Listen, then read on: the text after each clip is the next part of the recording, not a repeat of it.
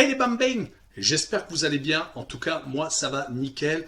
On se retrouve aujourd'hui pour une nouvelle vidéo sur la Ligue 1 cette fois. La Bundesliga, je l'ai fait ce matin. Là, j'attaque la Ligue 1, la 25e journée. Voilà, avant de commencer et d'attaquer les 10 matchs, déjà, on va vous remercier des commentaires que vous me faites. J'essaie d'évoluer. Là, actuellement, j'ai un petit problème de montage. Je fais des vidéos, mais j'incruste pas les commentaires et les matchs. Donc bon, ça va venir, c'est dans pas longtemps, régler le problème.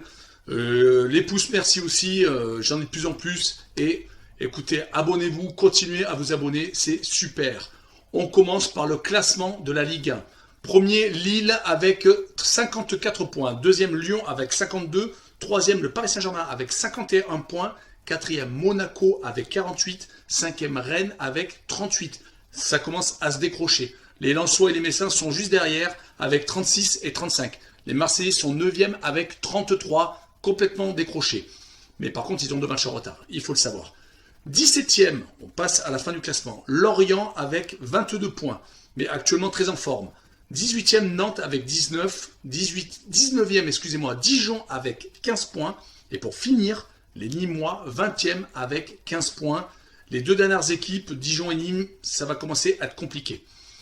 Les matchs qu'on va analyser, c'est Paris contre Nice, ça sera dès samedi. Reims contre Lens, Lyon contre Montpellier, Monaco contre Lorient, Angers contre Nantes, Dijon-Nîmes, Metz-Strasbourg, Rennes-Saint-Etienne, donc Rennes-Saint-Etienne, Lille contre Brest et enfin pour finir, Bordeaux contre Marseille. Donc là, c'est la grosse série des Bordelais contre les Marseillais. Allez, on est parti, on commence à analyser. Attaquons le premier match et le Paris Saint-Germain qui reçoit les Niçois. Le troisième reçoit le 13e. À domicile, les Parisiens, c'est 2 défaites tout de même en 12 réceptions. 9 victoires, bien entendu, avec beaucoup de buts marqués, 32, donc énorme tout de même, et seulement 5 petits buts encaissés. Leurs 2 seules défaites ont à chaque fois été par un score de 1-0 contre Marseille et contre Lyon. Les Niçois, c'est pas mal non plus pour une équipe qui à un moment donné a eu un énorme coup de fatigue avec 5 victoires en 11 déplacements. 14 buts marqués, 9 encaissés, même pas un but par match encaissé, c'est quand même pas mal. Sur les confrontations directes, sur les 6 dernières confrontations directes, un seul petit match nul pour les Niçois, sinon c'est 5 défaites parisiennes. Sur la tendance actuelle, les Parisiens, sur les 8 derniers matchs, c'est 7 victoires et une seule petite défaite contre Lorient, où ils ont été renversés, où je pense que voilà, des fois le grain de folie fait que les équipes mal classées arrivent à battre. C'est un accident de parcours. Je pense que ça ne se répétera pas contre Nice. Les Niçois, de leur côté, un petit sursaut d'orgueil. Ils restent sur 2 victoires d'affilée, une en Coupe de France et une à domicile contre Angers. Donc voilà, une à Nîmes et donc une contre Angers. C'est un peu mieux sur les 5 derniers matchs. Ils ont gagné quand même 3 fois, excusez-moi, dont une à Lens. Donc c'est pas mal. Donc pour moi, je vois sur ce match une victoire 2-0 de Paris et je vois Paris sans encaisser de but. Passons au second match et Reims, 14e qui reçoit Lens 6e. À domicile, les Rémois, c'est assez moyen avec 11 réceptions, 4 victoires, 3 nuls, 4 défaites. Donc c'est vraiment équilibré. 10 buts marqués, 11 encaissés. Voilà, c'est un but par match, que ce soit en attaque ou en défense. Par contre, les Lensois, c'est 6 victoires en 12 déplacements. C'est assez sympathique. Seulement 4 petites défaites. 17 buts marqués, 16 encaissés. Donc ça marque quand les Lensois se déplacent. Sinon, sur les confrontations directes, c'est assez équilibré. Il faut savoir que sur match aller, il y a eu 4 buts partout. Ça a été un match très offensif. Donc voilà, ça c'est à prendre en compte. Les Rémois, ils viennent de s'incliner à domicile en Coupe de France contre Valenciennes 4-3. Un match assez hallucinant. Ils restaient sur une très très bonne série à domicile. Leur dernière défaite remontée lors de la 9 ou 10e journée. Donc franchement, c'est une équipe qui ne perd pas souvent à domicile. Les Lensois, par contre, de leur côté, c'est une équipe qui s'impose souvent à l'extérieur. Ils viennent de gagner à Nantes 4-2, qui a d'ailleurs signifié la fin du mandat de Domenech à Nantes. Et ils se sont imposés 2 fois sur les 3 derniers matchs à l'extérieur, dont une fois à Marseille. Mais je vois quand même les 2 équipes s'accrocher, un but partout, et je vois les 2 équipes marquer. Passons au prochain match, les Lyonnais second qui reçoit Montpellier 11e. À domicile, les Lyonnais, c'est en 12 réceptions, 8 victoires, 3 nuls et 1 défaite. 27 buts marqués, donc pas mal quand même, 2 fois et demi par match. Donc c'est à prendre en compte. Montpellier qui est à l'extérieur en 11 déplacements, 4 victoires, 4 nuls, 3 défaites, assez équilibré. À un moment donné, ils étaient exceptionnels à l'extérieur, ils gagnaient de partout, mais ça s'est malheureusement pour eux un peu calmé. Sur la tendance actuelle, c'est assez équilibré. Sur les 6 derniers matchs, 2 victoires de Montpellier, 2 victoires de Lyon et 2 matchs nuls. D'ailleurs, les 2 dernières confrontations se sont soldées par 2 victoires de Montpellier, mais c'était à la stade de la moisson. Sinon, sur la tendance actuelle, les Lyonnais, c'est vraiment pas mal actuellement. Ils sont sur 5 victoires consécutives. Leur dernière défaite était contre Metz à domicile. Mais depuis, à domicile, ils ont recarburé. Là, en Coupe de France, ils viennent de s'imposer contre Ajaccio 5 buts à 1. En plus, en faisant tourner. Là, je pense qu'ils vont remettre la grosse équipe. Montpellier, de son côté, c'est aussi bien. Depuis 2 matchs, là, ils ont recommencé à gagner. Ils viennent de s'imposer 2-0 à Strasbourg en Coupe de France. Et ils viennent également de gagner 4 buts à 2 contre Dijon, même s'ils se sont fait sans doute un peu peur. Mon pronostic sur ce match sera une victoire de Lyon 3 buts à 1 et je verrai les 2 équipes marquées. Passons au match suivant. Monaco 4e reçoit Lorient 17e. Les Monégasques à domicile, c'est quasiment le même bilan que Lyon, voire même un petit peu plus de buts marqués, c'est-à-dire en 12 réceptions, 8 victoires, 3 nuls et 1 défaite, et 28 buts marqués. Donc une attaque quand même assez prolifique à domicile. Par contre, à une époque, ils prenaient quand même pas mal de buts, ils en ont pris 15. Donc ça aussi, c'est compliqué pour les Monégasques. Leur défense, c'est quand même vraiment remis dans le sens de la marche. Et maintenant, c'est dur de remarquer des buts aux Monégasques. Les Lorientais à l'extérieur, c'est 11 déplacements et une seule petite victoire. 7 défaites. Donc voilà, c'est compliqué pour les Lorientais à l'extérieur. Sur les confrontations directes, les Monégasques sont sur beaucoup de victoires d'affilée contre Lorient. Les Lorientais ont gagné leur dernier match contre les Monégasques en 2017. Donc c'est aussi à prendre en compte dans vos pronostics. Sur les tendances actuelles, les Monégasques, c'est vraiment pas mal. Ils sont sur 8 victoires consécutives. Une en Coupe de France qu'ils viennent de réaliser à Grenoble et 7 consécutives en championnat. Là, Monaco, c'est du costaud. Il y a Ben Yedder, peut-être qu'il sera là, peut-être qu'il ne sera pas là. Il s'était un peu blessé sur le dernier match. Mais en Coupe de France, il a été laissé au repos. Donc voilà, peut-être que le duo Ben Yedder-Volland sera réaligné en attaque. On ne sait pas, on n'est que jeudi. Peut-être qu'il y a beaucoup de choses qui changeront avant dimanche. Mais voilà, en tout cas, pour les Lorientais, ils sont sur une très bonne série. Ils ont 4 victoires consécutives à domicile. Et au milieu, ils ont fait un match nul à Rennes. Mais à chaque fois, ils ont été menés. Et à chaque fois, ils sont revenus, sauf contre Reims. Mais c'est quand même à noter qu'ils ont un tempérament et une motivation hallucinante. Je verrai pour ce match une victoire de Monaco 2 buts à 0 et je verrai Monaco gagner sans encaisser de but. Continuons avec Angers 8e qui reçoit Nantes 18e. À domicile, les Angevins, c'est assez moyen. 5 victoires, 1 nul et 5 défaites, tout de même en 11 réceptions. Les Nantais, de leur côté, c'est une seule petite victoire sur 12 déplacements et 7 défaites. D'où le limogeage de Domenech à très peu de temps et de Gourcuff en début de saison. Camboire vient de les remplacer. Est-ce qu'ils vont avoir peut-être le sursaut d'orgueil? C'est loin d'être sûr, car ils restent tout de même sur 14 matchs sans victoire, dont la dernière où ils ont été un peu rossés, voire humiliés par les Lensois, 4 buts à 2 en Coupe de France.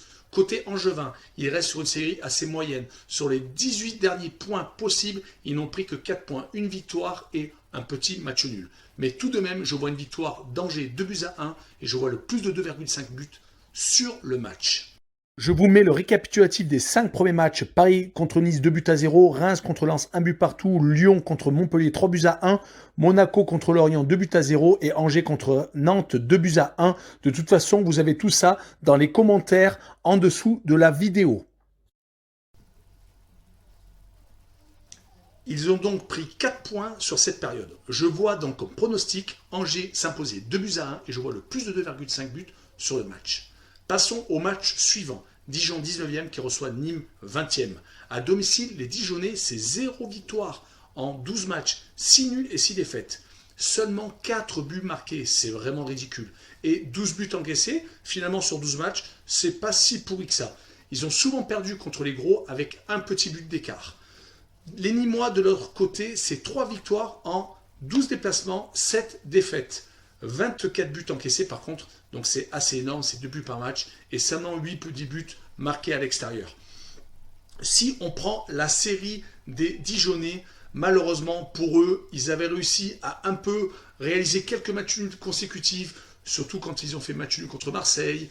C'était assez sympathique, mais là actuellement, malheureusement, à domicile, c'est assez compliqué. Heureusement, ils jouent contre les Nîmois, qui ne gagnent plus depuis leur exploit à Marseille. Ils sont défaite sur défaite, ils viennent encore de s'incliner à domicile contre Nice en Coupe de France.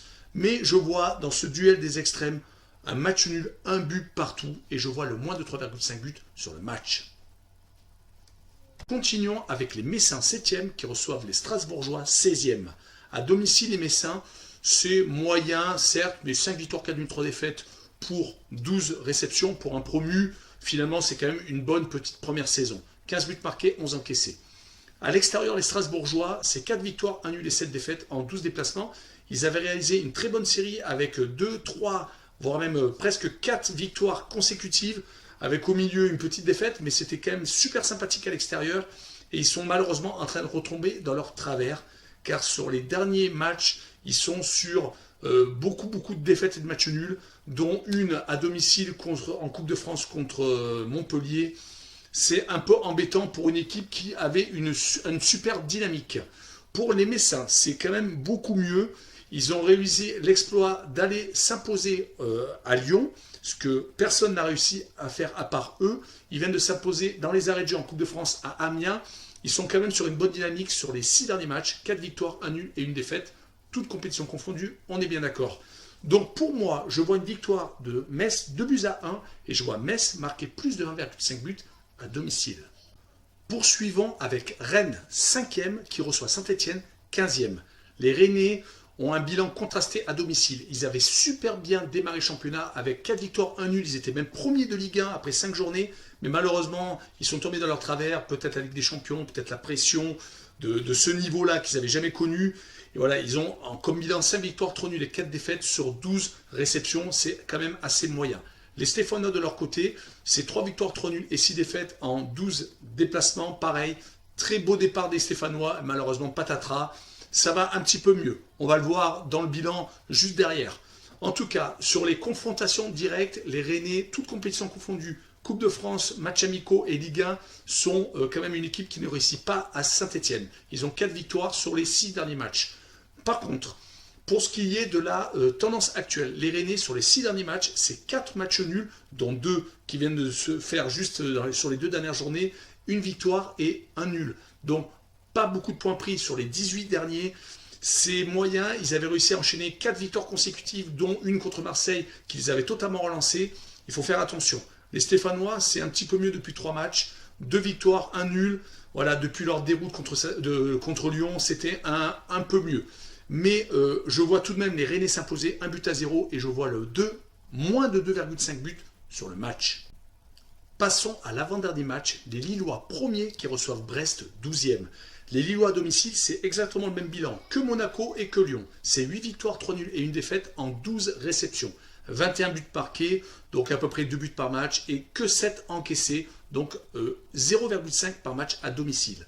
Les Brestois à l'extérieur, c'est seulement 2 petites victoires, 2 nuls et 8 défaites, tout de même en 12 déplacements. Donc ils perdent quand même souvent à l'extérieur.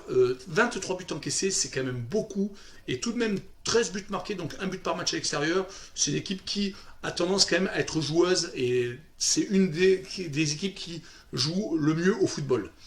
Concernant les tendances actuelles, les Lillois sont sur énormément de victoires consécutives depuis leur défaite contre Angers à domicile.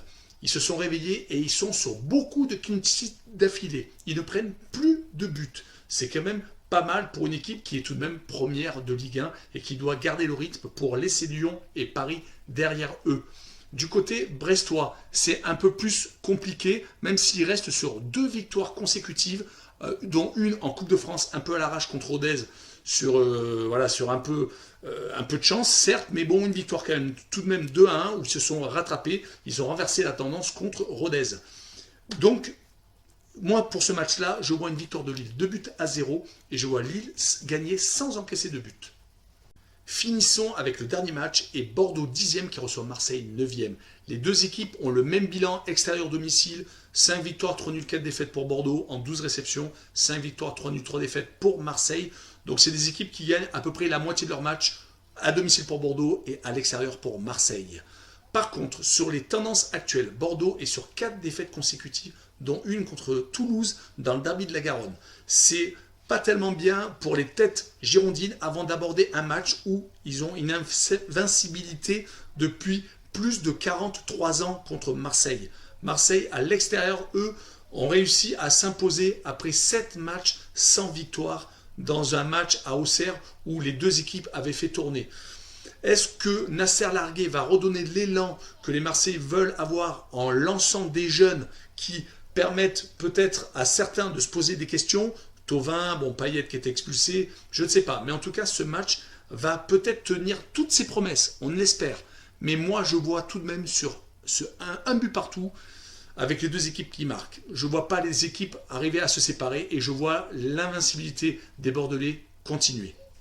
Voilà, on en a fini avec la Ligue 1. Je vous mets le récapitulatif des 5 derniers matchs. Donc Dijon-Nîmes 1 partout, Metz-Strasbourg 2-1, Rennes-Saint-Etienne 1-0 et Lille contre Brest 2-0 et Bordeaux-Marseille 1 but partout.